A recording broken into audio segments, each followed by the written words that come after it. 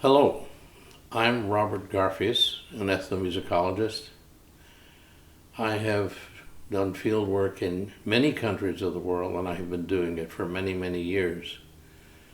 But I was lucky enough to be one of the first people to get into Korea in 1960, when it was first possible for civilians to enter.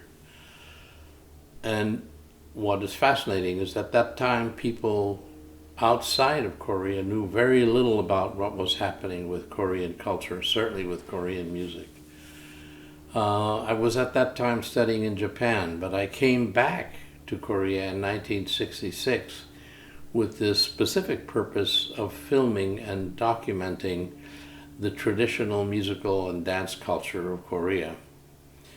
So I made hundreds and hundreds of sound recordings and many, many video films. They were made a long time ago, and the technology was certainly not what it is today, but they're very important documents. And I'm very pleased that the National Kugak Center has decided that they want to preserve all these films because they are an important document of what was happening in Korea at that time. In my view, a view of the treasures that existed at that time. Change has changed, change is inevitable, but now we have a document at least that we can look at.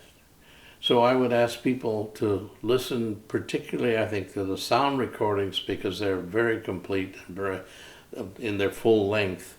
The films we had to make shorter because of the technology, but they document a very important period, I think, in Korean culture. I hope you enjoy this.